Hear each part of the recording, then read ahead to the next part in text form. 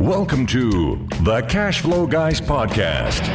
Join Tyler and his team as they unlock the secrets to achieving financial independence through wealth-building strategies inspired by Robert Kiyosaki and other thought-provoking leaders. Learn to build leveraged streams of cash flow that land in your pocket and improve your quality of life.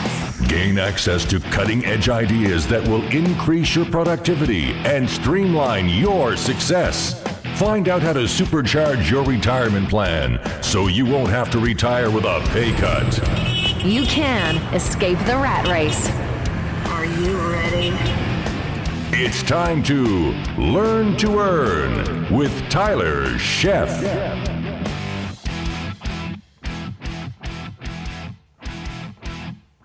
Welcome to the Cashflow Guys Podcast. It's that time again. This week, I have a guest for you on the show. Nope, it's not anybody that you've probably listened to before on my show. This is their first time here. Now, you guys remember a while back, we had John Feder on the show, and John is a specialist in single mobile homes, buying mobile homes and then turning around and selling them on terms. Well, now we're going to amp things up quite a bit. We're going to take it to the next level. No, we don't have John Feder here. Even better, from my own market, we've got Kevin Bupp. He's the host of the Mobile Home Park Investing Podcast. This is a show that I listen to on a regular basis, guys. And he's also the host of the Real Estate Investing for Cashflow Podcast, and he lives right here in my market. Kevin, are you there? Tyler, I'm here. Thanks for inviting me to your show. I'm looking forward to it. I got to ask you, man, you got Grant Cardone on your show a while back. I was listening to that episode. How the heck did you pull that off? That's on my goal list for this year. I reached out and what I do? I shot him an email, a couple emails. It took a while. We've got also people that help us book our shows, so It's just a little bit of persistence, a little bit of annoyance. There you go. Just really hammering away at him, and we got him on. So he's a unique personality. He's hard to keep up with. Oh my God, I was mentally exhausted after the end of that interview. I can imagine. I figure worst case scenario, I'll just get in the truck, drive down to Miami. 5 hours is worth the investment, and I'll tackle him with a microphone. It'll be good. Yeah, there you go. So you're the multiple. I'm not going to call you a guru because I hate the word, and I heard you say that I think on Michael Quarles' show but you are the expert. You have positioned yourself in the marketplace. You are, in my opinion, the go-to guy for mobile home parks. You know, I think so. Yeah. You've arrived. Congratulations. You're there. All right. I'm there. Good deal. Mobile home parks were kind of a best kept secret, so to speak. And in the last couple of years, it's all I seem to hear about now. It was not too long ago, people used to turn their noses up to them, but now it's gotten wildly popular in the investing space. Can you kind of shed some light on how that happened all of a sudden? Yeah, well, first off, the space really isn't all that old when you compare it to like single family homes and commercial buildings. It's kind of an asset class that isn't really it evolved in like the 30s and 40s as like RV parks here and like vacation spots, and then like the more permanent type mobile home type communities that we know of. Most of those were built in like the 60s, 70s, some in the 80s, and some newer than that as well. But 60s, 70s, and 80s where majority of them were built, and so it's not that old of an asset class. And I think what really happened is those that were in it just kind of kept it to themselves. It's like this really small knit industry, and there's not that many parks in the U.S., Tyler. I mean, no one knows the exact number, but the best guess is about 55,000 mobile home parks, and that ranges from anything more than one mobile home. So like two homes on a parcel of land could be considered a park, and obviously there's some out there that are thousands of spaces in size. And so, but when you compare that to like any other asset class, shopping centers or apartment buildings or self-storage, it's really small. It's a very, very, very small niche. And so I think that's why, I just think that it was kind of an underground, I'm not going to call it a cult, but I mean, it was an underground investment niche that everyone just kept to themselves. They knew it worked well. And there's really still not that much education out there about it. There's really only one other group of guys out there that are really good at what they do, and they teach about the topic as well. Other than myself, there's really not, you can't go on Amazon and buy, like, you can't search out like 50 different authors like you can on any other topic. Right. And so it's just underground little niche that's happening. That's all. Very, very interesting. Very interesting. Now, of course, we say that, and probably 6 months from now, there'll be 15 people doing courses and whatnot. Well, and I want to talk about your academy here towards the end before we wrap up. But you talk about risk for a minute. A lot of people that I know have taken, like John Fedro's. We've had John Fedro on the show, as I said there in the brief introduction, is we've had John on the show, and he talks about buying the mobiles, the individual mobiles in parks and on their own land, and then reselling them on terms. But there's always been this stigma of people of being afraid of the mobile home client. In other words, the mobile home buyer or mobile home tenant, somebody that lives in a park. What has been your experience? That doesn't seem to faze you at all. I mean, I know you owning the park is different, but how is it different as far as getting people to pay on time? Can you shed some light on that? I mean, it's just like there's different classes of, let's say you're a single family home guy, you're a multifamily guy, right? There's war zone stuff, and then there's A class, and there's everything in between. Right. And the same applies to whatever you're investing in, mobile home parks being the same. And so, there's mobile home parks that I wouldn't touch with a 10-foot pole. Like, even if someone gave them to me, I wouldn't take them for free because they're just in bad areas, really rough areas, and you're never, ever going to be able to attract the quality clientele. And so we would typically look for parks that they might have some kind of distress in them, meaning like the tenant base might be distressed, or just the park itself has a lot of deferred maintenance, but it's in a good area, meaning that if we can clean out the riffraff, we can attract good quality people that are looking for a clean, safe, and affordable place to live. Right. And so really it comes down to the quality of the landlord. The quality of your tenant comes down to the quality of the landlord and their screening processes. And so as long as you buy the right park in the right market, right? Because here's what I mean by that. If you bought a really rough park in a rough part of town, meaning like surrounding that park is like drug, sex, and rock and roll for like a mile radius, I don't care what you do to that park. I don't care how nice you make it. I don't care if you bring brand new homes in and you pave the roads in gold. It doesn't matter. You're still going to attract that same clientele, right? Because that's what that market is. And so, my experience with it has been, my background is single family homes. I've owned hundreds of them, owned hundreds of apartment doors, and I've always been in like the lower realm of things. And so always affordable housing, never like war zone stuff, but just affordable, good quality blue collar housing. Like that's kind of what my niche has always been. And so I know how to deal with that clientele base, and there's really no different in the mobile home park space. I mean, I deal with the same clientele that I dealt with when I owned single family homes and apartment buildings. And so, but I think a lot of it, again, comes down to the screening process that the owner or the landlord puts in place. A lot of the parks we buy that are in good areas but have a bad clientele base currently, it's because the owners literally, if you've got money, they let you live there. Right. And so, that's when all the bad stuff starts coming in, and we can easily get rid of it and turn the places around. So, it's been difficult, and I'm both for me as an investor and as a commercial agent, somebody that helps other people buy and sell these things is the tenant base. When you're buying, are you taking steps to qualify the tenant base as you're buying a new asset, or is this just for when people move their things absolutely in? Absolutely. I mean, we do our best that we can to qualify the current tenant base, because we want to know like how reliable that income is going to be, because we're buying the park based on the income. And so, we'll dig into profit and loss statements and, bank deposit statements, assuming that they actually deposit money in the bank. Some of these mom and pop park owners are like, they treat them like ATM machines, and they only accept cash and they put it in their pocket instead of depositing into the bank. Yeah, we do our best to qualify, the income stream and the quality of the resident, meaning like when we take over and we enforce rules, meaning like we have a very strict no pay, no stay policy. It's black and white. We don't have the luxury of giving people exceptions here and there, because we own lots of property and we run like a business. And, right. Typically the reason why these things are struggling is because they're not being run like a business. And so we try to identify a loss rate that will incur based on the quality of the current tenant base, meaning like when we buy it and we implement our policies, how many people are not going to be able to get with the show, right, and pay on time and make up their, past due balances that they have. And, typically we lose some, sometimes more than others, but, we kind of try to factor that in, and we've done pretty good. We kind of hedge our risk by just estimating normally pretty high. And a lot of times it never really ends up being that bad when we take over. So we do our best. We do our best. I get being an apartment guy, I get the no pay, no stay. My policy has a couple swear words in it, but it's more like it starts with an F and continues from there. But I can get someone to move out with a moving truck, but I don't think you have that same luxury, do you? I mean, how do you evict somebody when their home is on your pad? How's that work? Yeah, every state's different, but the states that we own in, we're currently in 7 states now, and very similar to a normal eviction. But every county's, you got to kind of look at how they view mobile home evictions. But I mean, the tenant themselves, it's just like an apartment eviction. I mean, you evict that person out of the park and out of their home. Now, what that judge or that county or that municipality requires that you do with their home after you evict the person is a different story. A lot of times, the judge will either give the tenant, 30 or 60 days to move it. After that, it becomes considered an abandoned piece of property. And then the owner of the park, meaning us, would have to go through like an abandoned title process, like you would like if someone left a car on your grass for 3 months, right. Kind of the same process.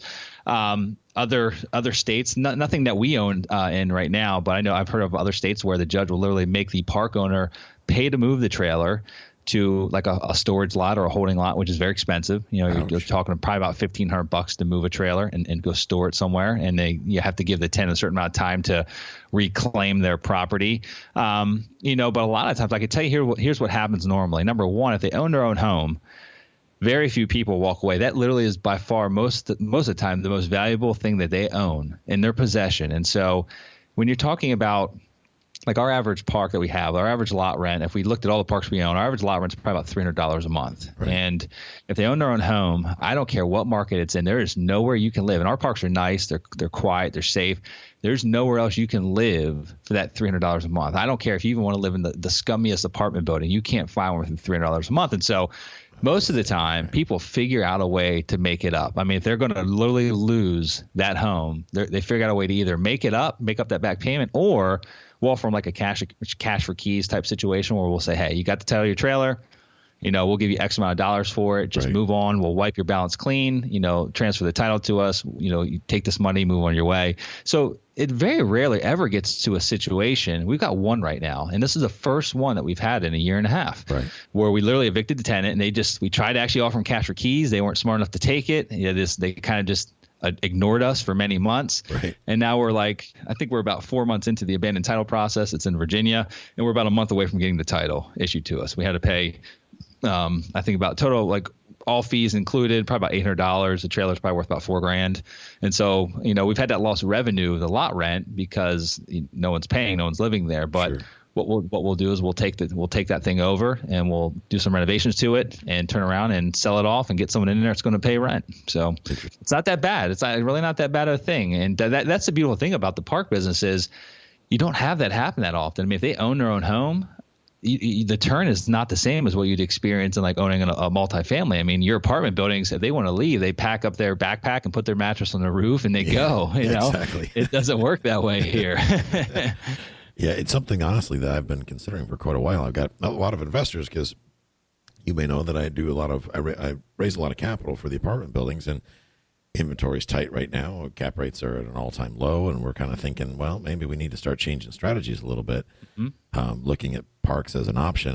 And I see different sizes of parks. I know you play in a lot of the bigger spaces, like being here in the west coast of Florida, as you well know. We got Pasco County just to the north of us. There's a trailer park every 15 feet, but they seem very small and very, I don't know, meth lab-ish.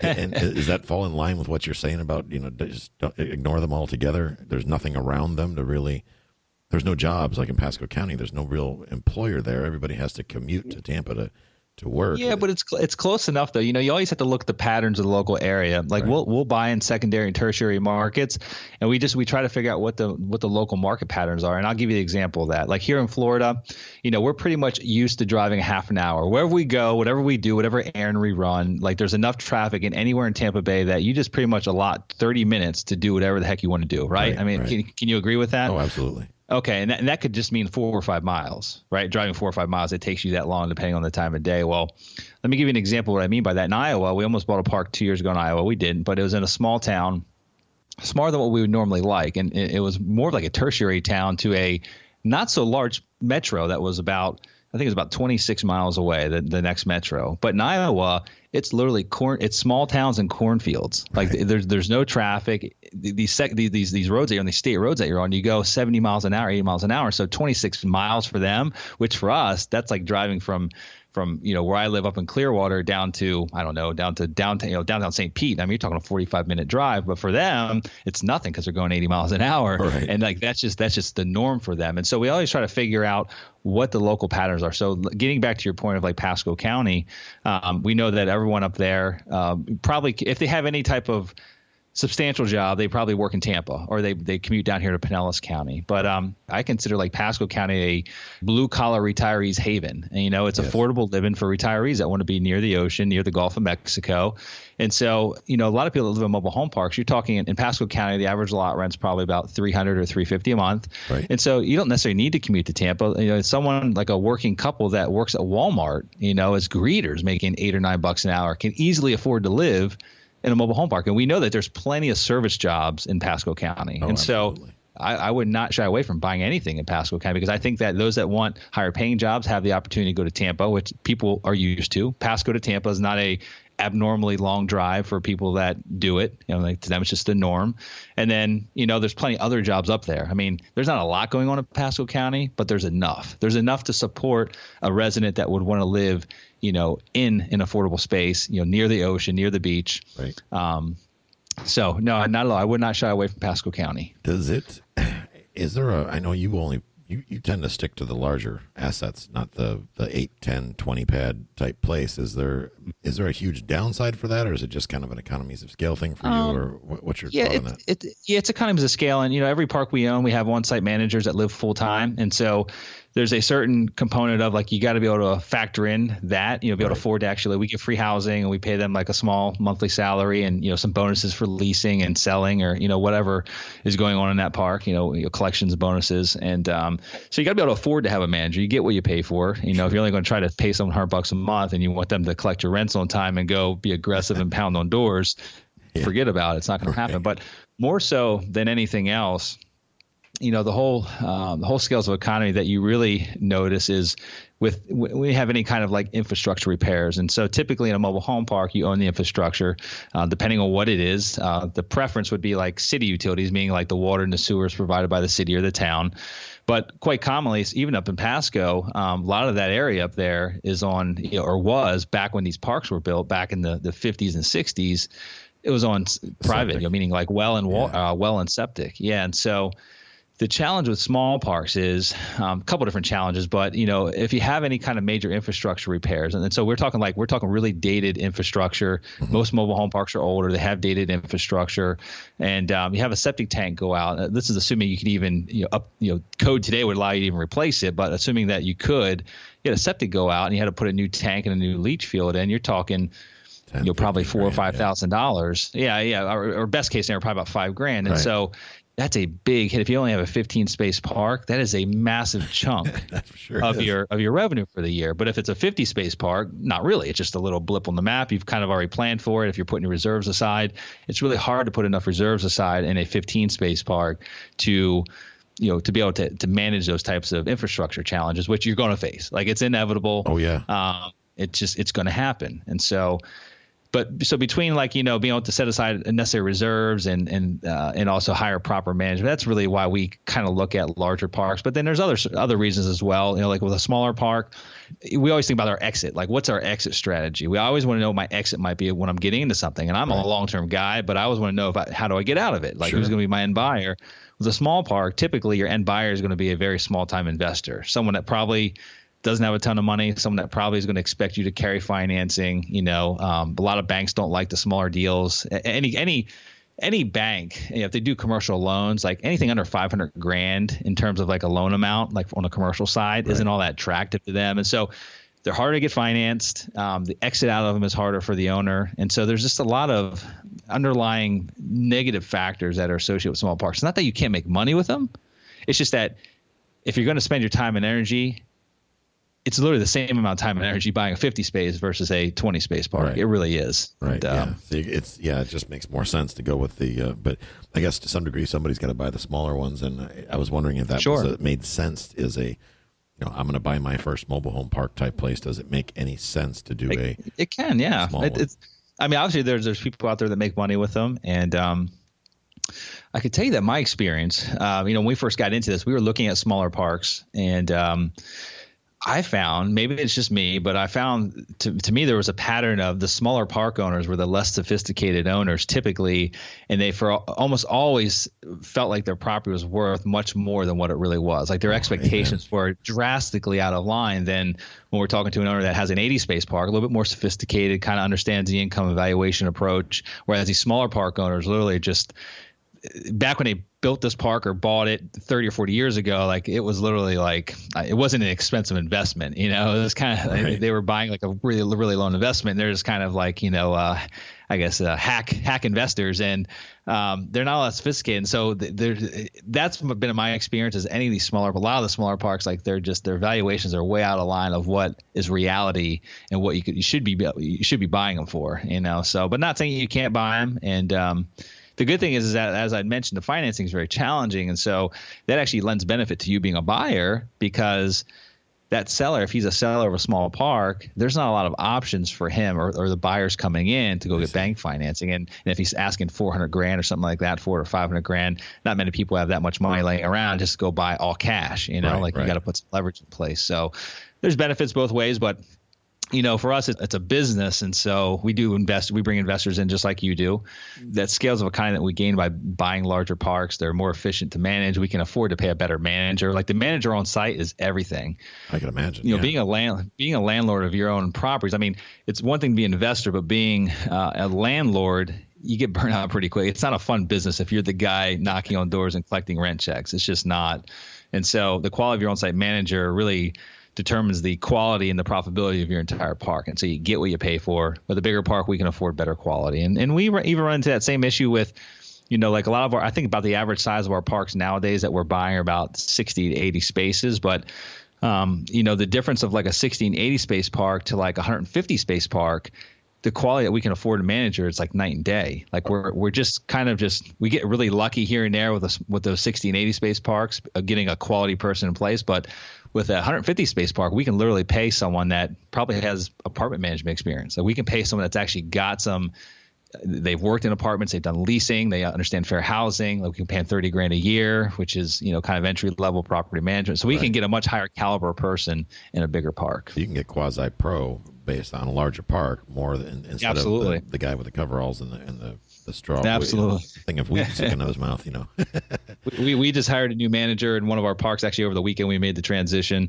It's a park we have in Alabama, and I think we got really lucky with this one. I'll let you know in about a month. But I'm pretty happy. It's actually a retired cop, him and his wife. He was a canine police officer. And very structured, giving them free housing. We pay them a monthly fee, but we've got a lot of homes in that park that we own that we've got a sales program in place. So he can actually make some really good money selling homes. And I think it's going to be a good fit. But that park is it's like a threshold of size where we can't afford like someone really that's got a lot of experience. But I think we kind of got lucky finding him because he does have a little bit of experience. But that wasn't the norm of the resumes that were coming in for that job. Yeah, I can imagine. That's for sure. In the underwriting process, I know you probably do some sort of preliminary underwriting, for example, and I'm a big believer in, and I tell the people on the show here and my students, I tell them, you buy a property based on what it does do, not on what it will do. In other words, this thing's going to perform 20% cash on cash return, and right now it's at a 4% cash on cash return. Don't pay for the price based on it being a 20% cash on cash.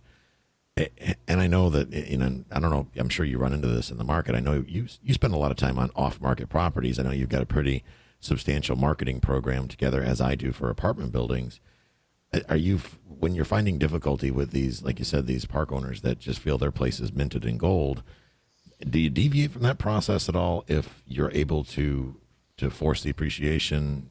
Like, say, if you're in a park and let's say it's priced okay, but it's not necessarily a home run, are you willing to pay a little more just to get the deal done to have the chance to force the appreciation, or do you just negotiate harder? Okay. All right, good. Yeah, absolutely. I mean, I give that's actually a really good question.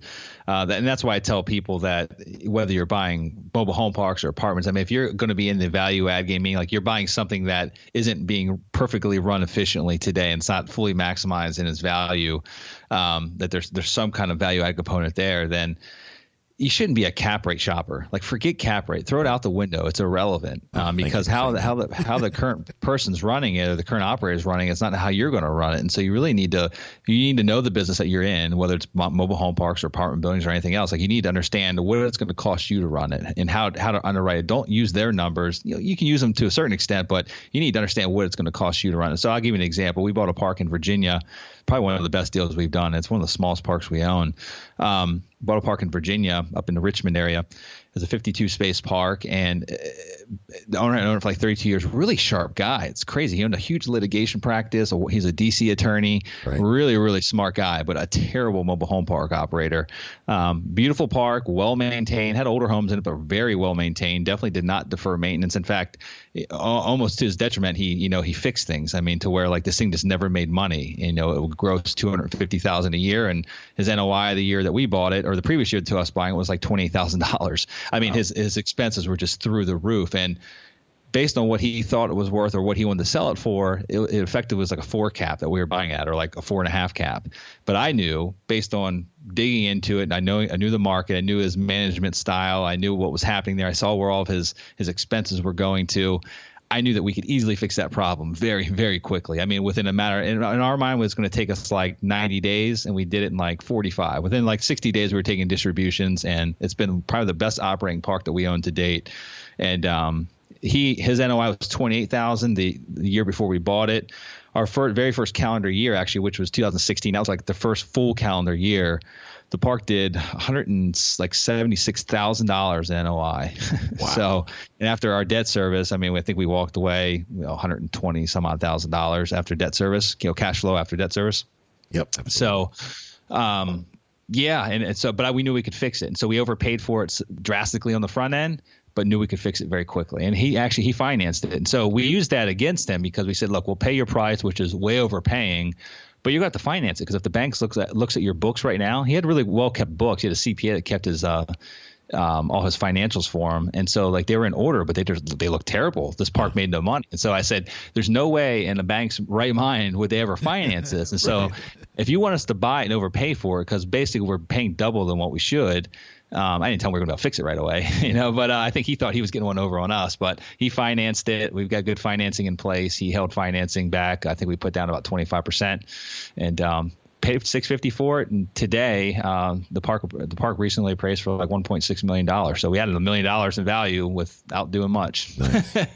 Just changing some basic systems and processes. That's all. Do you use a hurdle rate or any sort of quick test method when when someone's telling you, "Hey, I have a park," or they call you on the phone? Is there any sort of quick math that you use to either I'm going to pay attention for 5 more minutes, or you're going to move on to the next deal, or how do you do that quickly? Yeah, the first thing is the market, honestly. Like, I care about the market way more than I care about the park. And so I want to know like what market it's in first. And there's a website we go to very quickly. If I don't know the market already, I use a free website called bestplaces.net. Hey, and it's just, that sounds familiar. Yeah. Awesome. We use just real quick statistics on the area, the market, the metro that's in, the population, the job growth, unemployment rate, median house price, median rents. We look at all those things to find out, okay, it's like, is this a depressed area in the middle of like a cornfield, or is it in the growth pattern? Like, is it in the growth area with jobs coming in, unemployment rates low, median house prices are high? Because our goal is to find affordable housing, right? And we want to find affordable housing in a place where it's not affordable to live, because that's where the demand is. And so that's the first thing we look at. But then after that, if it's in an area that we might know or that we know is half decent, then just real quick rule of thumbs is there's all these different setups with mobile home parks, meaning like, who owns the homes. Sometimes there's parks that they own none of the homes and it's just lot renters, meaning the tenants own the homes and they pay lot rent. And then there's other parks that are kind of a hybrid of the two. Some are lot renters. Some of the homes are owned by the park and they have them as rentals. And then there's other parks that are a complete other end of the spectrum, which are all rentals. Like literally, it's a 100% rental park. It's like an apartment building. And so on the low end of the spectrum, the lowest expense scenario would be when the tenants own all their own homes and the water is supplied by the city, the sewer is supplied by the city and is billed direct. You probably could just use a rough rule of thumb, about 30 to 35% expense ratio of gross income. And on the other end of the spectrum, if it's all rental homes, and that's how it's been run for a while, then you could just treat it like a really low end apartment building, like a C- or a D grade, and you're probably going to be looking at about 60% expense ratio. Okay. And then, the hybrid of the two kind of falls in the middle. So when we're looking at most of the deals we look at have a component of park-owned homes or like rental homes in them. Not a lot, but they have a component of that. And so we normally feel pretty safe, kind of going at like a 40 or 45% expense ratio, like just literally really quick math. And that should at least get you close enough to determine like where you want to be. He wants $2 million. I think it's worth $1 million. Wow, we're $1 million apart. There's no way we're ever going to come close. But okay, he wants at 1.5. My evaluation shows at 1.3. Oh, well, I need to dig a little deeper. Sure. I need to like really find out where these expenses are coming from. How many, what is economic occupancy really is? Are there any other variables in there that I don't know about? So dig a little deeper if it's close. If it's really far apart, like millions of dollars apart, then you just kind of move on. That's cool. To the next one. You mentioned economic occupancy. Can you kind of help the listeners understand what that means? Let's say you have a 100-space park, and let's say that there's 100 trailers inside that park. And so that would be 100% physical occupancy, meaning that there's a trailer on 100 trailers on 100 pads. So physical occupancy is 100%. But let's say that only 90 of those trailers have people living in them that are actually paying. Right. The other 10 maybe there's people living there, but they're not paying. Right. And so, or they're just empty either way, but only 90 people are actually paying. And so that would be a 90% economic occupancy, meaning like that's real money, real revenue coming in at that point in time. The other 10, you can't really consider that to be occupancy because there's no revenue coming in from those pads. Although there's a trailer there might be even bodies in there, but they're not paying rent. Yeah, live bodies. I'm sure you were referring to. Yeah, live bodies. I was thinking the other way. I'm like, there's a lot of old people in Florida, and sometimes bad things happen. But most of the time in the park business, when someone says like physical occupancy versus economic, normally they're really saying like there's probably some empty homes that are owned by the park, like rental units that are just empty, vacant units at this point in time. So although the park's 100 spaces, and there's 100 trailers in there, there's 10 trailers that are vacant right now. They're in different states of repair, and they can be renovated and brought back online. But as of now, there's only 90 actual people in this park paying right now at this moment in time. So it's a 90% economic occupancy. Okay, that makes sense. So basically, it's the opposite of vacancy rate. Essentially, is you take your vacancy. Yeah, rate I guess off you of can look at it that way. Yeah, absolutely. So if I want to get started, or one of my listeners wants to get started with mobile home parks, I know you have an academy. And you've got some opportunities where people can either invest with you if they want to be more passive, but if they want to be active, you have solutions for both. Can we just talk about that before we have to wrap up? And we're just rolling out the academy. Depending on when the show goes live, Tyler, we're just rolling it out this week. So it's a new thing. Now we've been training for a long time now. We do a weekly podcast. I definitely I take free phone calls during the week, specifically the mobile home park investing. So we help a lot of people in this business. We try to get back. We try to add value and help others that have an interest, kind of get involved and learn the business. But what we found is with the academy, we had a lot of people. There's only one other group out there that trains on this topic. Literally, there's one other company out there that trains on this topic. And I went through the training many years ago.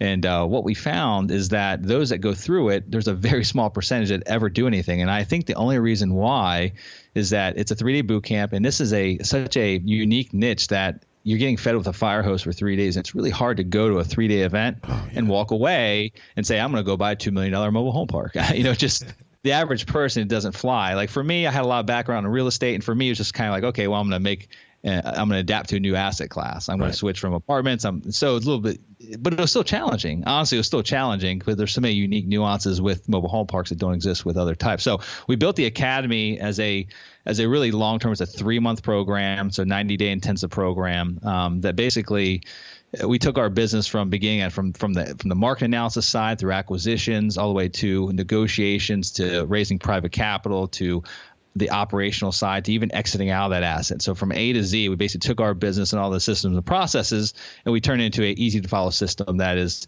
very much of a hand holding process. Like our whole goal is to help people actually find deals, like help them through the entire process from beginning to end so that by the end of the 90 days, they truly have enough information to go buy their first park. Not 3 days, but 90 days, Right. And so that's what the academy is all about. It's a very intensive program, and we're super excited about it.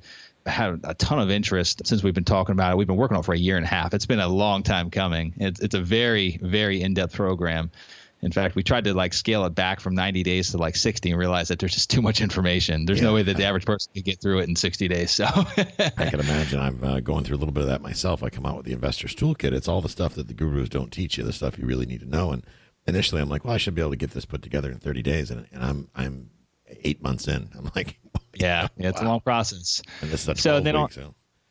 And then on top of the academy, we have, we do our own deals, obviously. And we just actually recently rolled out a new investment fund. And so we buy deals and we bring those that have an interest in being passive and getting involved in this asset class. We bring them into our deals and we basically split equity with them and pay them a preferred return as well. And so it's a way for those that, maybe they're professional, maybe they own another business, maybe they're in a different asset type and they just don't have the time to go out and learn a new business or to even think about diversifying. And so they want to diversify, they want to get into another asset class that produces high yields. And so it's a way for them to get actively involved and actually have a piece or a stake in some of the lucrative deals we do without actually having the day-to-day operation side of things. So we do both, and we're all about giving back, and the academy is kind of our ability, and it's like our portal to allow ourselves to train others and help others get into this business. Like, I'm passionate about this business, which is kind of funny. It makes people giggle sometimes when they hear me say, like, you're passionate about mobile home parks. Yeah, it's really cool because I really think we're giving something that our society needs. We're giving back to society in a great way because affordable housing is an all-time high shortage right now. We're not building enough of it to keep up with the demand, and mobile home parks really fill a unique void. And I'm not talking about the low-end slum, drug-ridden parks. I'm talking about parks that are in good markets with good school districts that provide affordable housing in a market that's not affordable. Exactly. Like where we live, Tyler, right now, Pinellas County, I don't know what the median house price is, but it's probably 170, 180,000. Apartment rents are ridiculous. To go rent a 2-bedroom apartment in a B class, you're definitely paying $1,000 a month. Easily. And so, but you can still live in a mobile home that's a 3-2. You got your own parking pad. You can put Christmas lights up outside. You can have a little yard for your kids to play in. You can live in that all day long for $500 in where we live. So basically, for half the price of an apartment, you get your own place. Well, frankly, you get more value to some degree, especially if you're doing a good job of operating the park. Absolutely. If somebody wants to join your academy, or what's the best way to do that? Is there just a flat fee, or is it something they apply for and there's a process to interview and you talk about the fee? Or? Yeah, there's a little bit of an interview process that they have to go through. But they can go to mobilehomeparkacademy.com. They can learn more about it. In fact, what we've done is we actually created like a 2-hour free training on 3 topics that are very relevant to getting into this business and being successful. And they can find out on the website. And so after they go through that training, at that point in time, they'll learn more about the academy. But it's kind of it's somewhat of a little bit of a tasting or an appetizer, more so to show you like the quality of the content that you're going to get and kind of the angle or the approach that we take on teaching this niche. Cool. And so in that it's a 2-hour training. It's really long. There's no fluff in it. It literally is all training. We teach about how we evaluate markets, and so how we choose profitable markets to invest in for mobile home parks. We talk about building a very strategic mobile home park database. Like, you can't just go buy a list of every mobile home park in the United States like you can for apartment buildings or single family homes. Like, it's not that easy. And so it takes a lot of time and energy to actually research markets and build a very specific database of mobile home parks with park owner information, like their home mailing address, their cell phone numbers and such. So we teach you how to do that. And after that, we teach you how we actually get in contact with these people, which is direct mail or in cold calling. That's like those are 2 ways that we get in contact with every single park owner that we have. Every park that we have in contract now and every park we bought has either been a direct mail or a cold call. And so in that free training, we go through all 3 of those, kind of show you how to put it all together. And after that, either you have enough to go do something on your own, or if you really want more hand-holding and you want to learn everything from A to Z, then you can learn a little bit more about the academy. So it's kind of a pre-qualification process to go through that training. Well, you can rest assured I have already put my reservation in because I want to learn more. Good like deal. you, I'm an apartment guy. I want you to learn more. You're an apartment guy. You've made the transition. I'm at that point now where it's like, I have nothing wrong with apartments, but inventory is getting skinny, and I want to learn, and I want to take my business to the next level. The fact that I've been doing real estate for as long as I have does not mean that I'm not willing and ready to learn, and more importantly, realize that I have a lot more to learn about this stuff. So I'm excited. Yeah, you gotta be. When you're a real estate investor in general, you gotta be willing to adapt, right? Yes, and changes. And so, the funny thing is, I could tell you that one of the mistakes I've made in my real estate career, Tyler, is that I didn't change fast enough. So I was buying a lot of single family homes, and I was buying apartments simultaneously, but I didn't put enough focus in the apartments. I did acquire a pretty large amount of them. I was a partner in them. I wasn't 100% owner of those, but I had such a big system in buying single family homes, and I knew that model just didn't work as well as owning these multifamily properties. It took as much work, if not more work, to buy them, and to manage them was just a nightmare. But I was just comfortable. I didn't adapt fast enough. And if I would have actually put all my eggs into multifamily and exited out of those single families before 2008 happened, then I probably would have retained a lot of the wealth that I had built. Whereas most of my single family homes just didn't make it through the crash, through the downturn. And they brought the rest of the castle come crumbling down with it. So I didn't adapt fast enough. And I saw the writing was on the wall, and I should have been changing my strategy, but I didn't. So I think that's really important for people to understand. And it doesn't mean you have to switch from apartments to mobile home parks, but you really always need to be like one step ahead of what the market's doing. No one's a fortune teller, no one's got a crystal ball, but do your best at having your own crystal ball and just paying attention to what's going on around you. It's funny, we're at this point now where I don't know if you were investing, Tyler, back in 2008, but I was.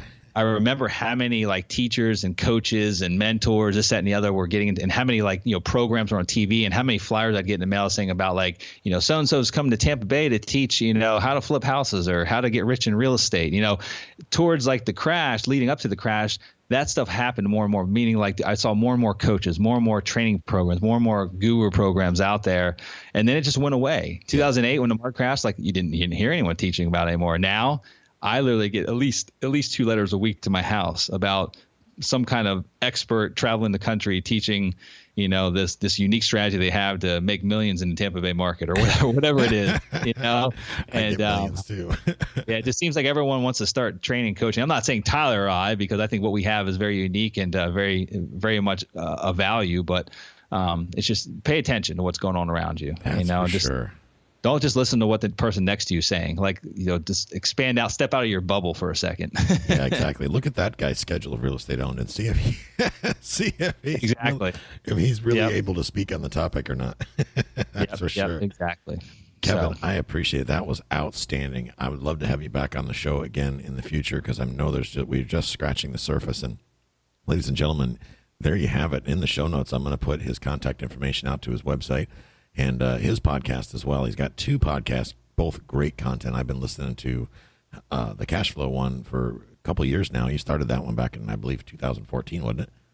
Mm-hmm. Yeah, over 3 years now. Yeah, 2014. I remember that. Listen to that one. That's a great show. And I remember the Grant Cardone episode. So absolutely. Kevin, thank you so much. And I look forward to talking to you again in the future. And ladies and gentlemen, if you want to take your real estate investing to the next level, to a different direction, you're looking to make some changes, or simply just find out more about the information, head on over to Kevin's website, drop your name in there, find out more about it, take some steps, step outside of your comfort zone.